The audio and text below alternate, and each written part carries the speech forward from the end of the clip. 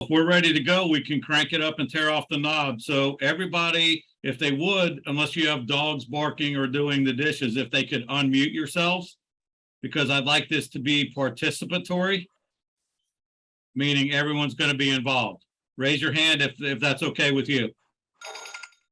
All right, the more involved we are, the more we're going to learn. And just to piggyback on what Hadi said, I coach a lot of agents, and people always ask us, how's the market? Is that fair? Is that one of the most common questions we get asked? Yeah, well, for us, it's always as good as we think it is. If we think it's bad, we're going to look for evidence that it's bad all day. If we think it's great, we're going to find business. So the market's always as good as you think it is, no matter what statistically it says. The market doesn't dictate if we achieve our goals. It only dictates what we have to do in order to achieve our goals. So just a little aside on that. Okay, so we're going to talk about pricing and more importantly, price reductions in this changing market. How many have been in the business before 2011? Before 2011? I can't see a lot of people, so looks like a fair number. Okay, because if you came into the business after 2011, you have no idea about pricing property and how to get price reductions, right? This is a completely different market. We're moving back towards what is considered a normal market. A normal market is where supply equals demand. It's not a buyer's market. It's not a seller's market. That's a 6-month supply of homes for sale. 6 months. Does anybody know what we have today in our market? Anybody? Lee? Have to unmute yourself, Lee. Less than 2 weeks. Well, as of the entire MLS, at the end of July, we had 1.4. 1.4. 2 weeks is accurate as of probably mid to end of May. But at the end of July, it depends where we are, Kim, because certain markets a little bit slower than others. Right. Agreed. That's the Charlotte MLS is 1.4 month supply. All right. So obviously we can dial it down for where we are. Yes. So that means it's still a seller's market. All right. So I coach for the Mike Ferry organization, and they've got a scripted process. We have a 5-step listing process. And so I know most of you are not part of that. So when you go on a listing presentation, do you have a canned presentation? Meaning you have something written down, you follow the same procedure every single time. Yes? No? Raise your hand if you have a listing process that you go through every time. Okay, Jonathan? Okay. All right, great. The key to success is do it the same way every single time. Do it the same way every single time. It doesn't matter if it's your brother-in-law. It doesn't matter if it's your next door neighbor. It doesn't matter if it's a cold call that you just got through the office. The procedure has to be the same way every single time. And the key is before we meet with them, we need to pre-qualify them. We have a series of questions, right? When we pre-qualify them properly, we're going to know, are they motivated? What is their motivation? We have to know that for sure. What's the price they're looking for? What's the price they won't go below, right? What's their timeline? Where are they moving? How soon do they have to be there? All of those questions. If you pre-qualify, someone at the Las Vegas event said, I wasn't very good in school. And when you pre-qualify, it's like an open book test because they're going to tell you any questions that they have in advance. For example, how much commission do you charge? Right? Does anybody ever hear that before they go meet with a seller? Yes. Okay. So once we have the answers to those questions, we should keep that form in the file, right? The pre-qualification script or questions that we ask should be in the file. If we're going to have these sellers for 2 months, 4 months potentially, which is normal, right? We need to talk to them at least once a week. And is it possible that over the 4 months that we're working together, their motivation may change? Yes? Yeah, often. So if we don't know what it was in the beginning, we're going to have a hard time, right? We have to go back to that every time we have resistance, okay? So do we need to be working with motivated sellers? Yeah. And in the last couple of years, if sellers were selling out of greed, that was fine, right? Smart money was patient money a couple of years ago, right? How many people had a deal that had 5 offers, sold for way over asking, and then it fell out and you sold it for more? And then it fell out again and you sold it for more. So that was the market that we've been in. Is that the market that we're in now? No, No. not even close, right? So our market changed, at least the Charlotte market changed like that.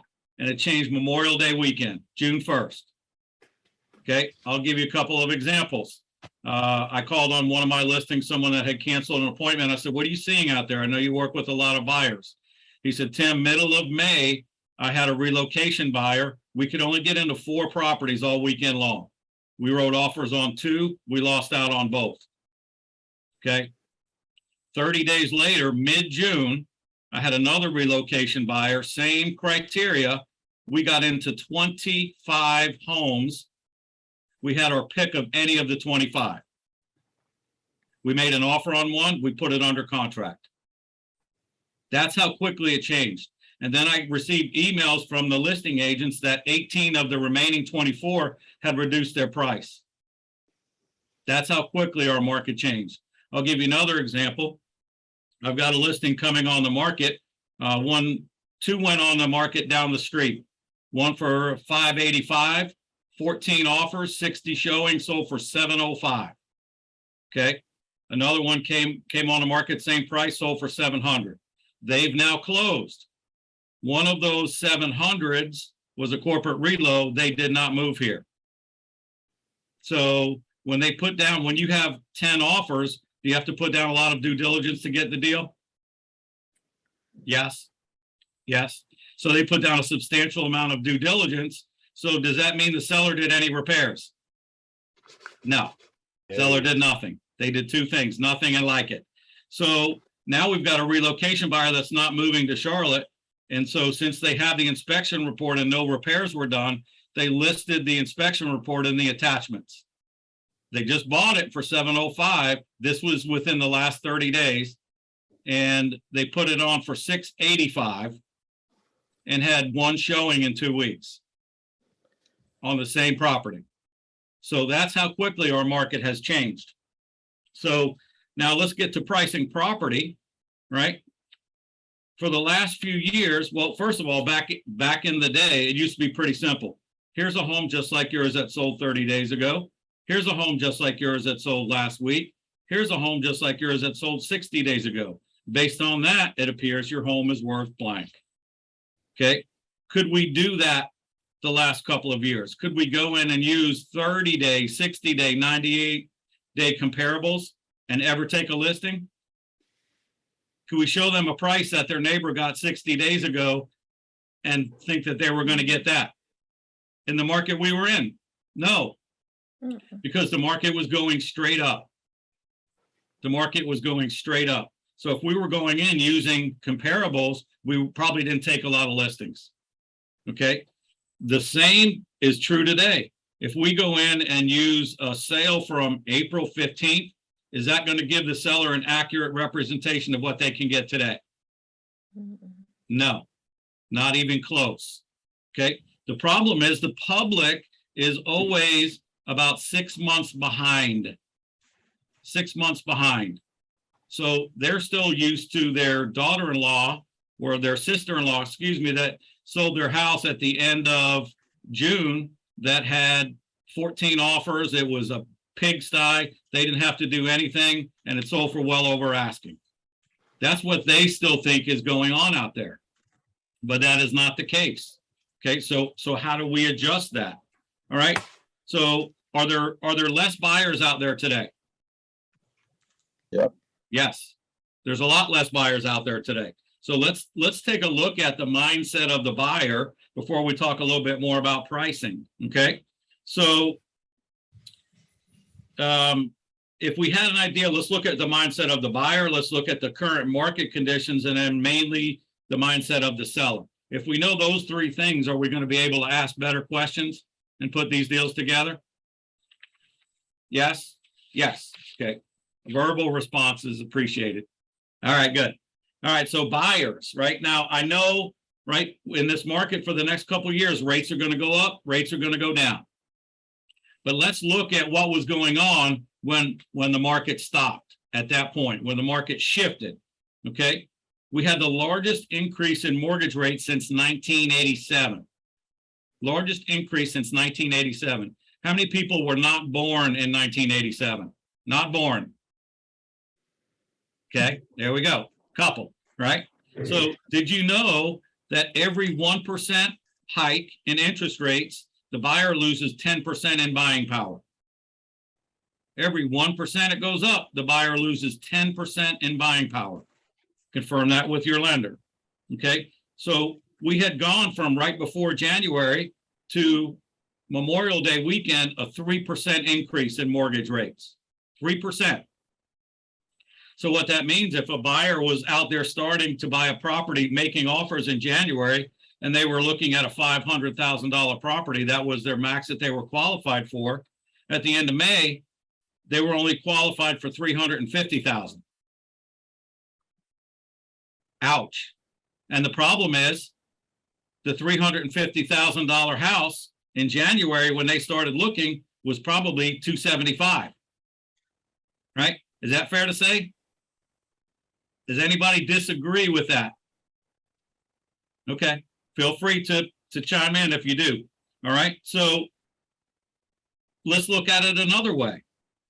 All right, a minimum entry level mortgage, say $300,000. Okay, so in January, the principal and interest on that mortgage was $1,200. Okay, just principal and interest, $1,200. At that same point, at the end of May, does anybody want to take a guess at what that same $300,000 mortgage cost? Anybody? Guess? Just yell out a number. 1,500. 1,500, close. 1,800. Oh. Technically 1,787. Okay, so the same buyer, the same mortgage, cost them $600 more for the same price house. Now, if you had to go and take $600 a month from your disposable income, where are you going to take that? Where's that coming from? Okay, so now all of a sudden, the buyer had to decide, right? And that's, I coach people in Toronto, I coach people in South Beach, Miami. Their average difference was $2,000 a month for the same mortgage. $2,000 a month. So that's how much more buyers had to come up with to purchase the same price home. Okay, so what happened is that caused the selling standard to rise. If I'm going to spend $600 more a month for something, if I'm going to spend $2,000 more a month for something, even though it's the same sales price, are my expectations going to rise in terms of what I expect from the house? Yes, absolutely. I mean, at least they would for me. So let's just say a buyer at that point, they found a house, they really like it, but man, $1,000 more a month, I'm not sure we can scrape that together. Let's sleep on it. So the buyer decides to sleep on it. They wake up the next morning and lo and behold, price has been reduced. What? Price reduction? What is that? Right? So, oh, wait a minute. Look, honey, that house we lost out on last month is back on the market and it's listed for less than we offered on it and didn't get it. So can you see, this is everything that's going on with the buyers that had been losing out. Can you see why all of a sudden they decide to say, you know what, I'm just going to sit back for a minute and see how this thing shakes out? Is that fair? Yeah. So that's where the buyer's mindset is right now. Now, the fact that we've come down another, at least a full point in interest rate, that's brought a lot of people back. But when the market slammed on the brakes, that's what happened, right? So I've read on more than one article that at the end of the year, right, we'll still be up 10% year over year. Meaning if your house was worth 500 in January, it's going to be worth 550 December 31st, right? That's a good year. Can anybody tell me the problem with that? All right. The problem is we were up 20% in April. Right. So can you see there's gonna be some fluctuation, and we're probably gonna have to, people are not gonna get what they might have gotten in March and April. So it's tough to be able to explain that to the sellers. So when we talk to a seller, do they care that the buyer has to pay more? No. Do they care? No, right? No. They want the same thing, right? They want the same experience that the sister-in-law got a couple of months ago. My house is even better than hers. Don't worry about that. Okay. So we have to educate them, right? And get them to think a little differently. How do we do that? Through questions. Through questions. We cannot tell them anything that's going to change their mind. We can only ask them questions to get them to start thinking, maybe it's not the same market. Okay. The other thing that we need is we need to know our market statistics, right? We talked about supply of homes for sale, right? Do we know when a market shifts, one of the first things that we look at is days on market. Is days on market starting to stretch out? Well, if it's taking longer to sell a home and more are coming on the market, you know, inventory is going to increase. And we have increased, right, from what Lee said about a 2-week supply to a 1.4 month, right? So sometimes if we look at these statistics, Denver market up 81% in inventory. Well, yeah, they've gone from 3 weeks to a month and a half. What's a normal market again? How much supply? 6 months. 6 months, right? I just did this talk for 3,500 people in Las Vegas. Only one person had a 6-month supply of homes for sale. Anywhere in North America, no one had 6 months, okay? So, but some of the advice that we used to give to sellers, we need to dust off. For example, our first offer is probably going to be our best offer, right? Remember that golden oldie? Was that true a couple years ago? No, right? Because you got 10, and usually the big bully came in at the last minute and offered a crazy deal that squashed the others. So that was no good, but it is now, right? Mr. and Mrs. Seller, we need to bring the home up to selling standard, right? If it's a dog, it's not going to sell right now. Okay. So we may, as a seller under contract, are sellers used to doing repairs these days? Have they been? No, I'm not doing anything.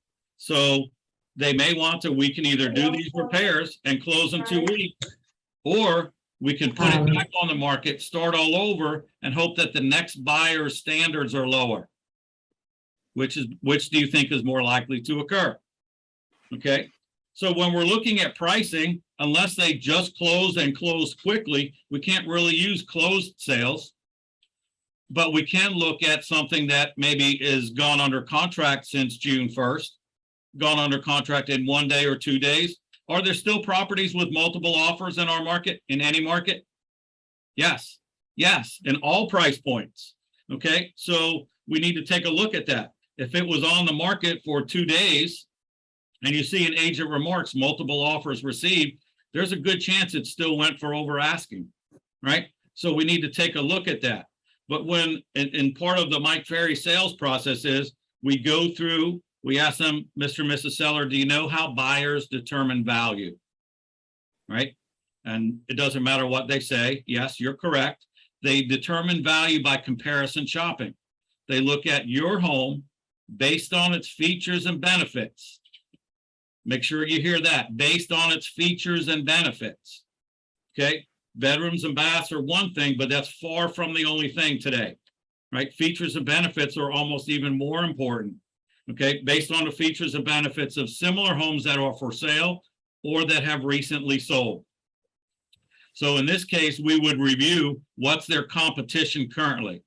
In our segment of the market, we need to be the best price listing for sale, right? Best price listing for sale.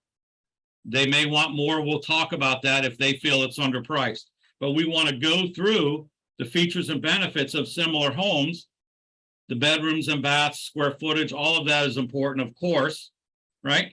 But we want to ask them, what price do you feel we should use to create value in the eyes of the buyer and get them to purchase your home versus the competition. And then we zip it. The key is we want them to give us the price, right?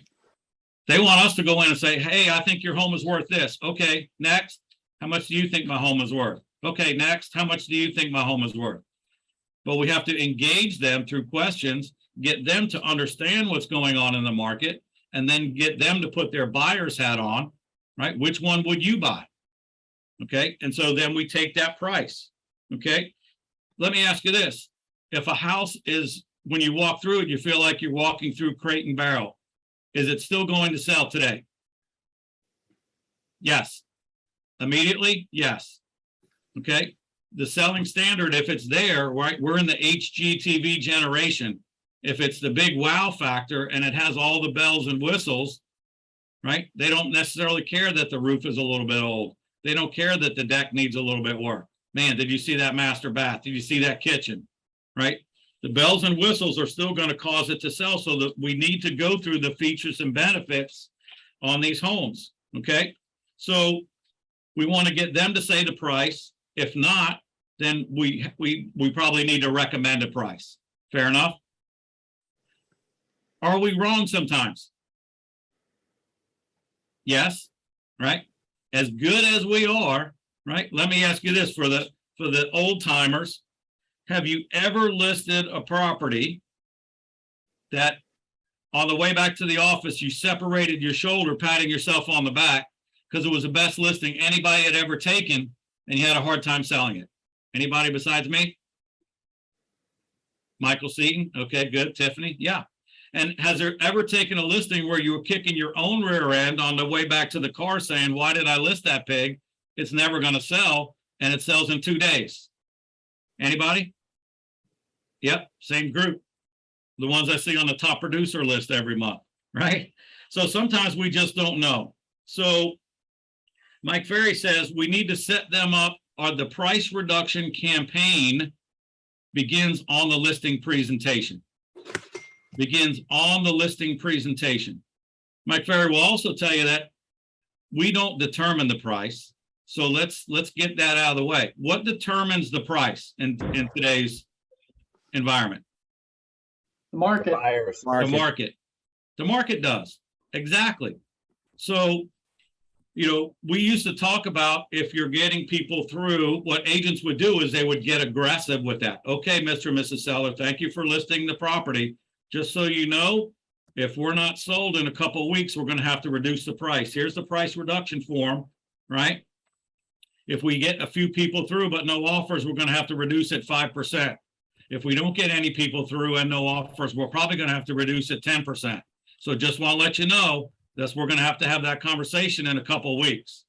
If you're a seller and I'm telling you that as you're handing me the keys to your home, how's that going to make you feel? Right? Probably not too good. Probably like, I think we made a mistake. Right? He doesn't believe in the price that we just agreed upon. Okay. So we already agreed, right? We don't take credit for the price when it's good, and we shouldn't take credit for it when it's not good, right? It's the market. So detach us from that.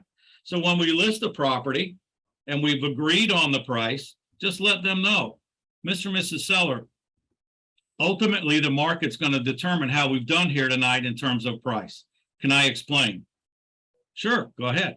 Well, the market's going to tell us one of four things. Okay, one of four things. The first thing the market can tell us is that we've actually underpriced the property. And how the market lets us know that is we get a bunch of showings, we get several offers. I'll have the opportunity to bid the price up, and it will ultimately sell for fair market value. Any questions about option number one? Oh, no, that sounds good. I hope that's the one. Yeah, me too, right? All right, option number two is we nailed the price here tonight, right? How the market lets us know that is within the first 10 showings or first 30 days, we'll receive an offer. It may not be full price, but it's good enough from a good, strong buyer, a good agent. We'll accept it, we'll close it, it will sell for fair market value. Any questions about option number two? Nope, that sounds good too. Okay, terrific. Option number three is we've made a slight mistake. in terms of price. And how the market lets us know that is, we have a bunch of people come look as a result of my marketing, but yet nobody makes any offers. That's the market telling us we've missed our mark by at least 5%. Okay, any questions about option number 3? Nope, sounds good. Okay, option number 4 is we made a terrible mistake in terms of price here tonight, or the market has shifted. Has the market shifted in the last 60 days? Yes. Did anybody list something mid-May, right? And the musical chairs, they're still stuck with it, right? Ruh-roh. So how the market lets us know that is we get very few or no showings at all and no offers. That's the market telling us that we've missed the mark by at least 10%. Okay, so let's make a deal, Mr. and Mrs. Seller. Let's not wait too long to respond to what the market's telling us. Fair enough? Now, is that a little bit more palatable to a seller? Yes? No? All right, so here's the thing about price reductions. You're only going to get 1 or 2 before they say to themselves, this guy can't sell my house. They're going to lose confidence in you. So if you're going to get them, you might as well get them accurately. Okay, so if you go in for a 5 or a 10% price reduction, are they going to push back? Yes?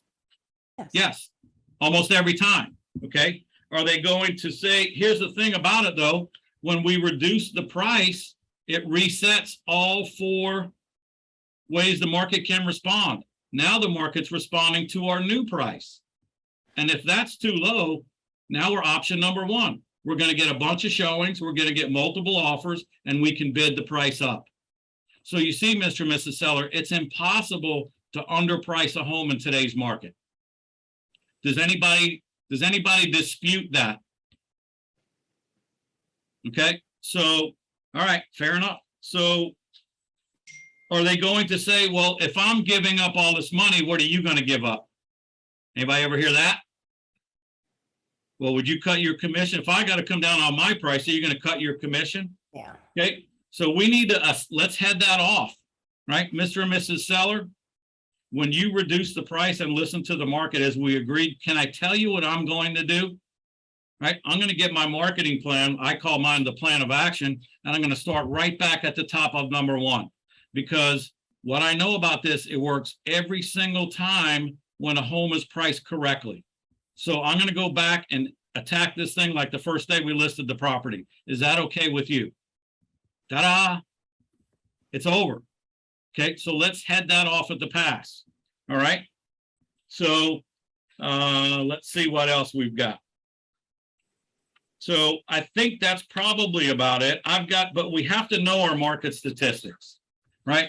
We get some agents that sell a lot of houses still don't know what's going on in their marketplace statistically. We get an email every Monday, weekly headlines. Look at that, right? It says how many houses came on the market, how many houses went under contract. That tells us, is inventory going up or is inventory going down? We should look at that, okay? Every week, every month, look at the report, right? What's going on? Right? Is it comparable to the month before? Is it comparable to the same month last year? We have to know that, right? We're supposed to be the market experts. Okay. Does anybody have any questions? All right. Does anybody feel like this strategy would work? I'm telling you, I've literally received hundreds of emails and phone calls from the other coaches and from people that said, I can't believe it. I just went in and said exactly what you said. And I got a big reduction and we sold it the next day. Right? So you can actually use this to make money. Now, what if you haven't set them up for the 4 ways the market is going to respond? Do it now. Wherever you are in the process, do it now. Okay, but as soon as because if you say, I think we need to reduce the price, what are they going to say? How much? How much? Well, let's take a look at how the market's responded. Let's go through the 4 ways a market can respond to the price. So based on what's happened so far, Mr. and Mrs. Seller, which one of these 4 scenarios is where we are today? Okay, so you can plug it in at any point. This works for a market going straight up. It works for a market going straight down. It works for any market anywhere. Okay. Any questions about that process? Yes, Lee. So quick question. One of the things I hear, Tim, from time to time, and I tend to lead with that, but I tell folks that, hey, right now we're the bridesmaid and I'm trying to get your house married, right? I'm trying to be the bride. So that's why we're getting opportunities to be seen, but we're just not getting the proposal yet. But my question is, what happens when they go, well, yeah, but remember, on that second price reduction where I've already come down 75,000 and you're like, yeah, but you're now actually getting activity. How do you get them away from, where I started from, which we found out was wrong. Mm-hmm. And they're thinking that they've already given that. They've not made any, they're making a reduction to get into the market. How do you respond to that? Yeah, well, it's, you can't lose anything that you don't have, right? So sellers look at it this way. Has any seller in Charlotte made a lot of money in the last couple of years? Sure. Right? Yes. Okay. Mr. and Mrs. Seller, I understand it's frustrating and we feel like I'm reaching in your pocket and taking that money out. Let's think about this way. I just got back from Las Vegas. I'm clear, right? You walked up to the poker table or the blackjack table with $100 in your pocket. I know at one point you were up to $1,000, right? From your 100, but now we look down today and we're at 650. Have you made money or have you lost money? I'd say you're doing pretty well. So what are our options now? We can either play a few more hands and hope to get it back up to $1,000, right? What are the chances of that? Not too good, right? There's more of a chance if we stay where we are, we're going to be chasing the market down, giving more money back. Does that make sense? All right. So what about when they say, that's it, I'm not coming down anymore. I'm just going to take it off the market. I'm just going to rent it out. Okay. Is that a good time to pull out the pre-qualification form and say, oh, so you want to move to the Myers Park schools because your youngest is starting kindergarten? So that's off the table now, right? How much damage can East Mag do, right? And when it's kindergarten, right? That's okay. That's not important, right? But why don't you try this? Look, you put a lot of work into getting your home ready and getting it on the market, and I really appreciate that. And I've done everything that I know when a home is priced correctly to cause it to sell, but it still has not. Before we pull the plug on this, and it's certainly your prerogative, let's at least find out what it's worth. And then you make the decision, do you want to sell it or not? I'm clear, it's your home. How will we know what it's worth? When we adjust the price and someone makes us an offer. Because Mr. and Mrs. Seller, currently, you're the highest bidder on your home. Right? And we want someone else to bid a price, so we no longer own this home. Right? We're buying it back at this current price. All right, so let's at least find out what it's worth. And then when we do, then you decide if you want to sell it or not. 9 times out of 10, they'll accept an offer that's lower, they told you, than their bottom line. Okay? Does that make sense? Okay? When we're unattached to the price, it's easy. Right? When we tell them this is what I can get, ruh-roh, now we own the price. Now we're backpedaling. Okay? All right, that's all I have. Haley, anything else?